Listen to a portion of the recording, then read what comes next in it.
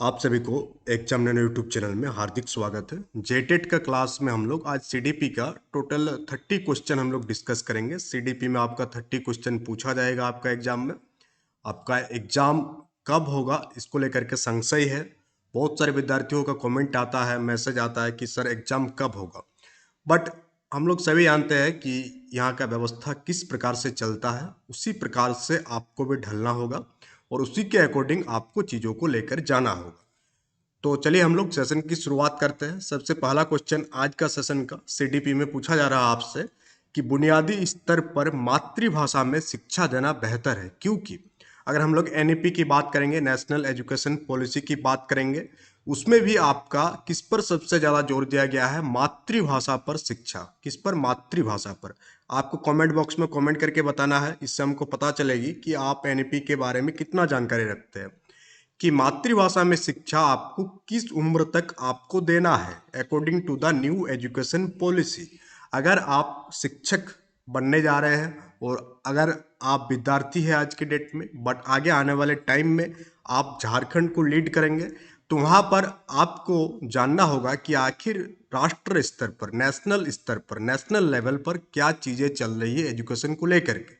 NEP एक बहुत ही बढ़िया डॉक्यूमेंट्स है। अगर आप उस डॉक्यूमेंट को अभी तक नहीं पढ़े होंगे तो फिर आपका डीएलएड और बीएड का डिग्री जो है वो कोई काम का है नहीं, क्योंकि यही एनईपी आपका आगे आने वाला आपका जो कर्म स्थान होगा, कर्म स्थल होगा, वहाँ का दिशा निर्देश आपको गाइडेंस प्रोवाइड करेगा। तो इस एनईपी का जानकारी आपको बहुत ही जरूरी है।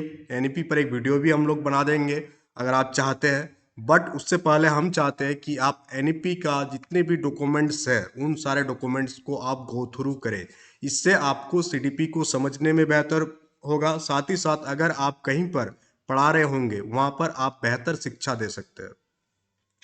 पहला क्वेश्चन पूछा जा रहा है कि मातृभाषा में शिक्षा देना बेटर है। इसके पीछे का सिर्फ और सिर्फ एक ही रीजन है, वो है कि मातृभाषा जो हम लोग सीखते हैं, जो हम लोग का मदर टोंग है, ये हम लोग कहाँ से सीखते हैं? अपना ही इन्वायरमेंट, अपना ही घर का परिवार से हम लोग क्या सीखते हैं?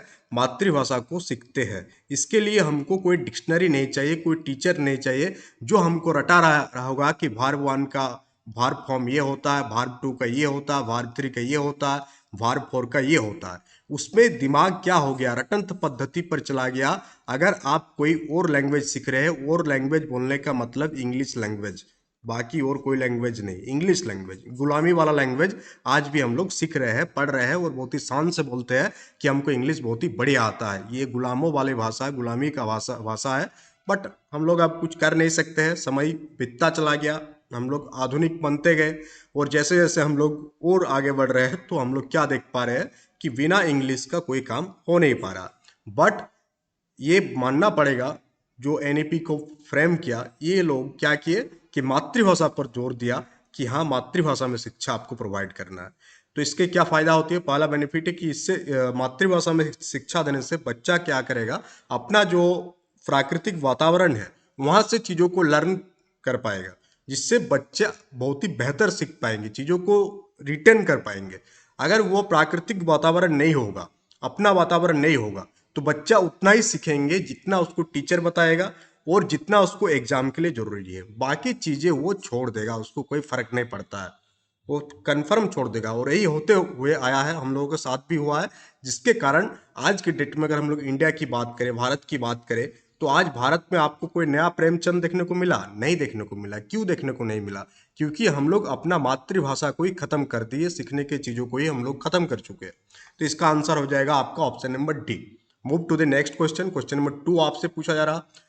चैनल में नया है तो चैनल को सब्सक्राइब कीजिएगा, सेशन को लाइक कीजिएगा। ये क्वेश्चन नंबर 2 आपसे पूछा जा रहा है कि सैम पट पर लिखते समय सबसे मोस्ट इंपॉर्टेंट चीज क्या है? जब आप ब्लैक बोर्ड पर लिख रहे हैं, जब आप बच्चों को पढ़ाएंगे, स्कूल में जाएंगे, तो आपके सामने आपका ब्लैक बोर्ड रहेगा और इस ब्लैक बोर्ड पर आपको काम करना है। डीएलएड और बीएड में आप सीखे होंगे कि पढ़ाते ब्लैक बोर्ड को हम लोग किस टाइप से बांटते हैं, डेट वगैरह लिखते हैं, प्रेजेंट स्टूडेंट कितना प्रेजेंट है क्लास में, कितना एब्सेंट है, कौन सा पीरियड चल रहा है, ये सारी चीज़ें हम लोग क्या मेंशन करते हैं। ये चीज़ जरूरी है। उसके अलावा और क्या मोस्ट इंपॉर्टेंट चीज़ है, क्या इंपॉर्टेंट चीज़ है? तो आपका जो लेखन है उसमें क्या होनी चाहिए? स्पष्टता होनी चाहिए। ऐसा नहीं कि ये डॉक्टर जैसा आप लिख दिए यहाँ पर कि बच्चों का पढ़ा रहे हैं फोटोसाइंथिस, आप ऐसा आए फोटोसिंथेसिस, बस हो गया। तो इससे नहीं काम चलेगा। आपको आपको बहुत ही स्पष्ट तरीके से आपको लिखना होगा फोटोसाइंथिसिस, सिंथेसिस, सो दैट हर एक बच्चा क्या कर सके, उस चीजों को आपका समझ सके। प्रकाश संश्लेषण अगर हम लोग हिंदी में लिखेंगे तो प्रकाश संश्लेषण। तो ये स्पष्ट होना चाहिए। क्या होना चाहिए? आपका स्पष्टता होनी चाहिए आपका लेखन में। आपका लेखन सुंदर होना जरूरी नहीं, आपका लेखन में स्पष्टता होना जरूरी है। तो क्वेश्चन नंबर 2 का आंसर ऑप्शन नंबर बी होगा। Move to the question number 3। Question number 3 आपसे पूछा जा रहा, बहुत ही बेसिक क्वेश्चन है कि आपकी कक्षा में एक छात्र जो है वो लेट से आता है, तो आप क्या करेंगे? क्या आप उसको दंड देंगे? जैसे हम लोग एक टाइम में क्या होता था, जब हम लोग लेट पहुंचते थे तो क्या होता था, तो डांट पड़ जाती थी। बट क्या वो सही तरीका था? हो सकता है कि आप लेट आए थे इसलिए क्योंकि आपका साइकिल खराब हो गया स्कूल आते टाइम, या आपका बस छूट गया, आपका बस खराब हो गया, कोई भी कारण हो सकता है, बीच में बारिश हो रहा होगा। तो as a teacher what is your duty? आपका क्या ड्यूटी है? कोई बच्चा लेट आता तो आप क्या करेंगे? तो आप चीज़ों को सोचेंगे, क्या करेंगे आप? पहला चीज कि उसकी रीजन, उसकी पीछे का कारण जानने की आप चेष्टा करेंगे कि आखिर वो बच्चा लेट क्यों आया। तो क्वेश्चन नंबर 3 का आंसर आपका ऑप्शन नंबर सी हो जाएगा। Move to the question number 4। Question number 4 आपसे पूछा जा रहा कि स्कूल में विद्यार्थियों को कैसे अभिप्रेरित करना उचित है। सॉरी, अभी सीजन ऐसा चल रहा है कि खांसी वगैरह थोड़ा थोड़ा है।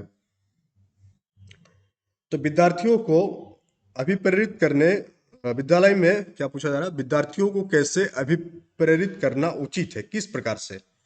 तो अभिप्रेरित जो करते हैं हम लोग, उसके लिए हम लोग क्या करते हैं, प्रवचन, अनुवाद, इन सारे चीजों को हम लोग इंक्लूड करते हैं। प्रवचन कराते हैं उसको, अनुवाद देते हैं, तो इससे अभिप्रेरित होता है बच्चा। तो उसके लिए आपको स्वस्वर अधिगम, यानी कि आप उसको बोल बोल कर आपको सिखाएंगे, तो वहां से ज्यादा आप क्या कर सकते हैं, प्रेरित कर सकते हैं बच्चों को स्वस्वर अधिगम द्वारा। किससे? स्वस्वर अधिगम द्वारा आप प्रेरित कर सकते हैं।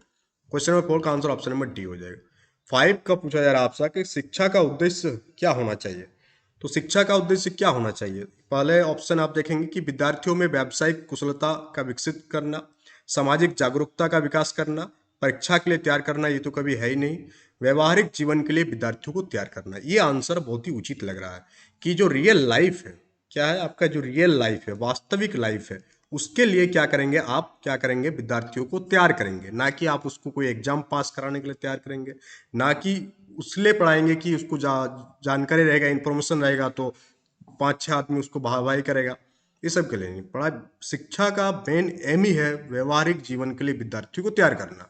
बट हम आप सभी जानते हैं कि आज के डेट में क्या चल रहा है, कि विद्यार्थियों को तैयार किया जा रहा है स्कूल में, किसके लिए? एग्जाम पास कराने के लिए। इसके अलावा कोई भी और काम हो रहा तो आप बता दीजिए। एग्जाम पास कराना ही मेन मोटो हो गया आज के डेट में अपना शिक्षा व्यवस्था का। एग्जाम पास करेगा तो बस हो गया, काम कंप्लीट, स्कूल काफी अच्छा है। तो 5 का आंसर ऑप्शन नंबर डी हो जाएगा। क्वेश्चन नंबर 6 आपसे पूछा जा रहा कि विद्यार्थी में अवांछित व्यवहार को किंचित परिवर्तन करने में सबसे प्रभावी पद्धति क्या है। हम लोग क्या देखते हैं अपने बच्चों में कि बहुत सारे विद्यार्थी ऐसे बिहेवियर करते हैं जो उसके ना तो एज के लायक है, उस एज में करना चाहिए, और बहुत सारे कारण है। ये व्यवहार, पहले तो ये बिहेवियर जो आया बच्चों में कैसे आया, ये उसको इन्वायरमेंट से प्राप्त होता है। वो जिस प्रकार के इन्वायरमेंट में रहता है उसी प्रकार के इन्वायरमेंट के अकॉर्डिंग वो बिहेव करता है।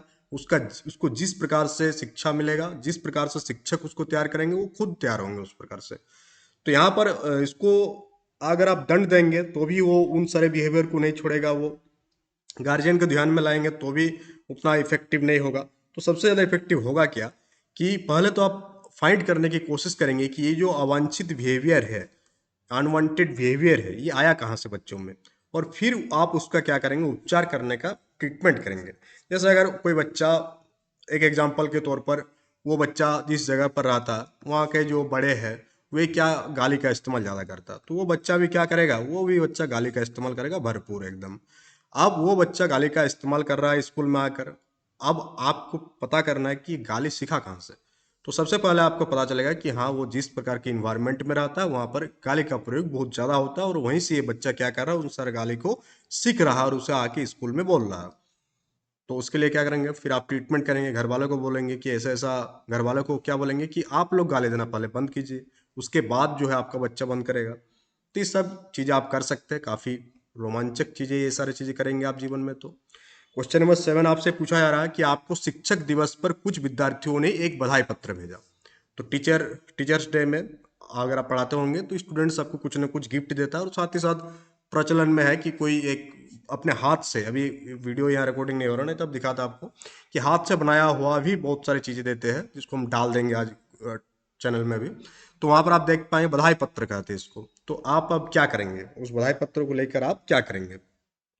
कि कुछ नहीं करेंगे, हाँ ठीक है दिया, स्टूडेंट है उनको देने का हक बनता है, हम तो बहुत ऊपर पहुंच चुके हैं, तो क्या कर होगा? ऐसा भी नहीं, क्या करेंगे हम लोग उसको धन्यवाद देंगे, भले वो मेरा स्टूडेंट है, बट उसको हम लोग क्या करेंगे, उसको थैंक्स गिविंग देंगे, तो उन्हें क्या करेंगे, धन्यवाद देंगे। तो आज का सेशन का क्वेश्चन आपको थोड़ा सा आसान लग रहा होगा, बट आप जैसे जैसे आगे बढ़ेंगे सेशन में क्वेश्चन भी दमदार वाला आपको देखने को मिलेगा। क्वेश्चन नंबर 8 आपसे पूछा जा रहा है कि जब एक विद्यार्थी असफल होता है तो क्या हो समझा जाता है? क्या उस विद्यार्थी का गलती है अगर वो विद्यार्थी असफल है, वो सफल नहीं हो पाया, चाहे वो एग्जाम के फील्ड में हो, चाहे वो लाइफ के फील्ड में हो या कोई और फील्ड में हो? इसमें जो रेस्पॉन्सिबिलिटी होता है वो किसका होता है? ये काफी गहन क्वेश्चन है, काफी गहन। इस पर अगर आप विचार करेंगे, इस पर अगर आप वार्तालाप करेंगे तो घंटों पार हो जाएगा, निष्कर्ष आप निकाल नहीं पाएंगे कि जब एक विद्यार्थी फेल होता है तो उसका पीछे का कारण कौन है।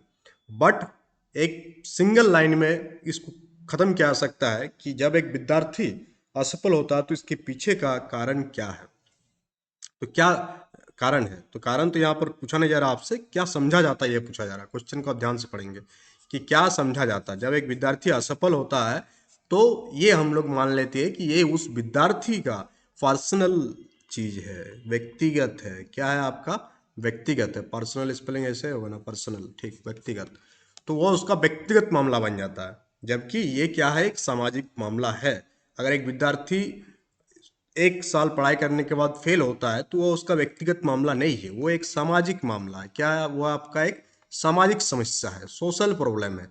बट इसको हम लोग क्या मान लेते हैं कि ये उस विद्यार्थी का व्यक्तिगत प्रॉब्लम है, उस विद्यार्थी का व्यक्तिगत असफलता है, और इसी टाइप से समाज चल रहा है। तो इसका आंसर ऑप्शन नंबर डी होगा, बट इसका आंसर कुछ और होगा। क्वेश्चन नंबर 9 आपसे पूछा जा रहा है कि किसी विद्यार्थी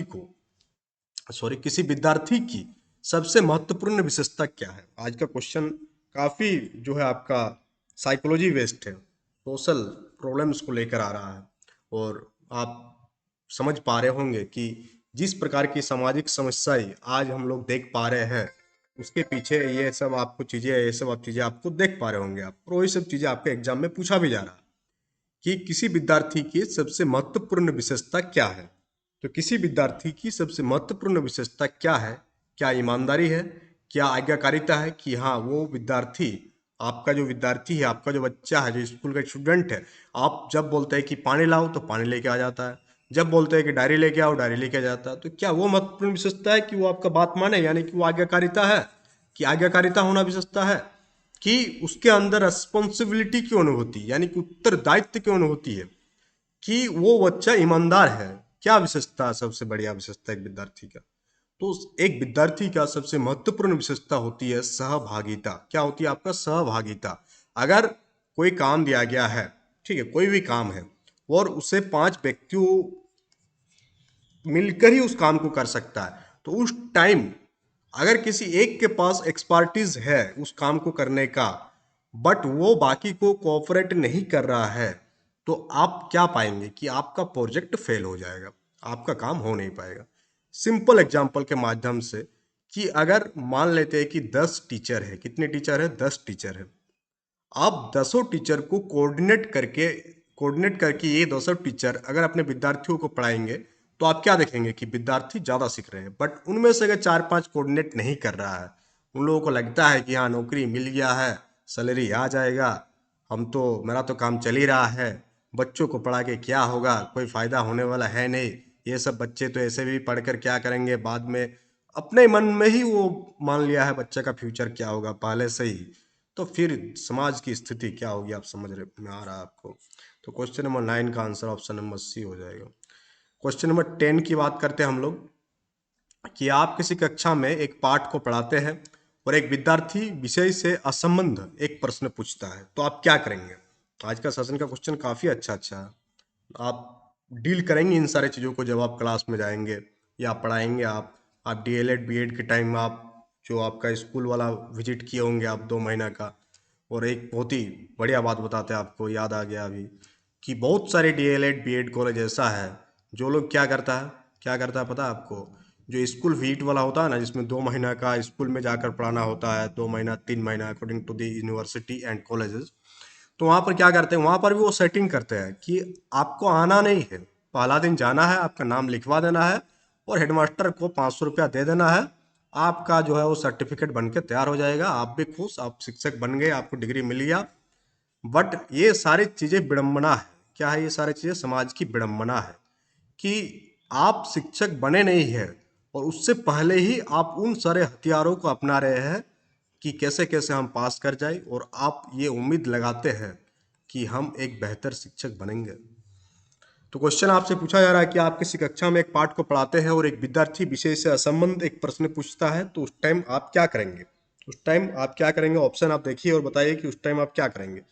तो उस टाइम उसे असंबद्ध प्रश्न पूछने की अनुमति देंगे, उसे असंबद्ध प्रश्न पूछने की अनुमति नहीं देंगे, उसे गैर अनुशासित समझकर दंडित करेंगे, ये तो होगा ही नहीं। उसके बाद बोला जा रहा है कि कक्षा के बाद प्रश्न का उत्तर देंगे।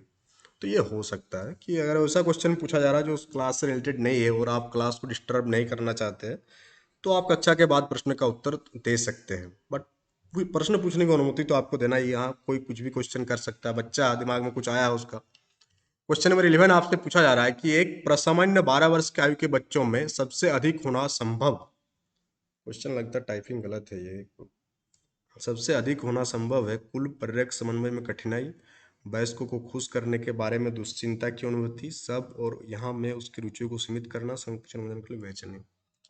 ये क्वेश्चन थोड़ा सा डाउट है इस क्वेश्चन में, इसको बाद में देखते हैं हम लोग। क्वेश्चन नंबर 12 हम लोग देखते हैं कि विद्यालय से विद्यार्थियों को भाग जाने का क्या कारण है। एकदम एक से एक क्वेश्चन है आज का सेशन में। ये विद्यालय से विद्यार्थियों को भाग जाने का हम लोग क्या देखते हैं कि विद्यालय से बच्चे भाग जाते हैं, खास करके ये देखने को मिलता है।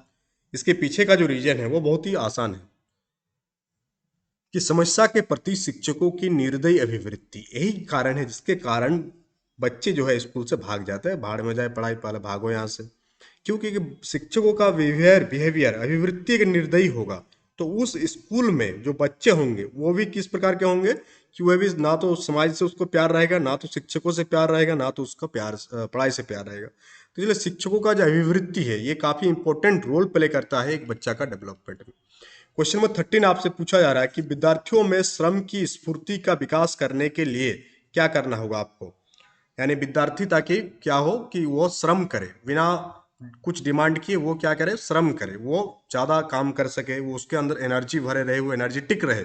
उसको डेवलपमेंट करने के लिए एज ए टीचर आप क्या करेंगे। तो उसको डेवलपमेंट करने के लिए एज ए टीचर आप क्या करेंगे कि समय समय पर विद्यार्थियों को श्रम करने का अवसर देना पड़ेगा आपको। उन सारे जैसे कोई बच्चा गेम नहीं खेल रहा है, इसको इस टाइप से समझिए कि कोई बच्चा गेम खेलने में रुचि नहीं दिखा रहा, तो इसके पीछे का कारण क्या है, क्यों नहीं दिखा रहा। क्योंकि आप उसको अवसर ही नहीं दे रहे हैं। अवसर देंगे तब ना वो उस चीज़ में जाके एक्सप्लोर करेंगे, फिर उन सारी चीज़ों को करने के लिए वो प्रेरित होगा। तो समय समय पर विद्यार्थियों को श्रम करने का अवसर देंगे या गेम खिलाने का अवसर देंगे, तो आप वो उस चीज़ के लिए क्या होगा, प्रेरित होगा। तो आंसर सी होगा। 14 पूछा जा रहा है आपसे कि बाल विकास की परिभाषा का अध्ययन क्षेत्र है, यानी बाल विकास की परिभाषा का अध्ययन क्षेत्र पूछा जा रहा है आपसे। तो इसका जो आंसर हो जाएगा वो हो जाएगा कि किसी बच्चे के जो कॉग्निटिव डेवलपमेंट, सोशल डेवलपमेंट तथा दूसरे सामर्थ्य के क्रमिक विकास के लिए उत्तरदायी होना ही क्या है, आपका चाइल्ड डेवलपमेंट है। क्वेश्चन नंबर 14 का आंसर आपका ऑप्शन नंबर डी हो जाएगा। क्वेश्चन नंबर 15 आपसे पूछा जा रहा है कि प्राथमिक शिक्षक के लिए बाल मनोविज्ञान का ज्ञान आवश्यक है, यानी चाइल्ड साइकोलॉजी का जो नॉलेज है वो इंपॉर्टेंट है, एसेंशियल है। किस चीज के लिए, प्राइमरी टीचर वालों के लिए। क्यों, क्योंकि अगर आप बच्चों का साइकोलॉजी को जानते ही समझेंगे नहीं, जानेंगे नहीं, तो आप बच्चों से डील कैसे करेंगे, आप कर ही नहीं सकते। सिंपल आप समझिए कि एक मशीन है और उस मशीन का मैनुअल आपके पास नहीं है, उस मशीन को चलाते कैसे ये आपको जानकारी नहीं है, तो क्या आप उस मशीन को चला पाएंगे? इसका सीधा सा उत्तर है कि आप नहीं चला पाएंगे, उस मशीन को आप ताकते रहेंगे। उसी प्रकार से अगर आपको चाइल्ड साइकोलॉजी का आपका नॉलेज नहीं है कि बच्चे बिहेव कैसे करते हैं, बच्चे खुश कब होते हैं, बच्चे दुखी यानी कोई चीज़ में वो सैड कब हो जाते हैं, बच्चे को किस प्रकार से बात करना है, डांट कर बात करना है कि प्यार से बात करना है कि आराम से बात करना है, ये सब चीज़ें आपको जानकारी है ही नहीं। जड़ वस्तु टाइप से आप मतलब आप बच्चों को जड़ वस्तु समझ के पढ़ाएंगे तो क्या पढ़ा पाएंगे? नहीं पढ़ा पाएंगे आप। तो इसलिए आपको क्या होना चाहिए, चाइल्ड साइकोलॉजी का जानकारी आपके पास होनी चाहिए। इसका आंसर देने का प्रयास करेंगे तो इसका आंसर आपका क्या हो जाएगा? देखेंगे आप, परीक्षा में परिणाम उन्नति वैफल्य अनुशासित, ये हो जाएगा कि ये बच्चों के बिहेवियर को समझने में क्या करेगा, शिक्षक की सहायता करता है। कौन? Child psychology.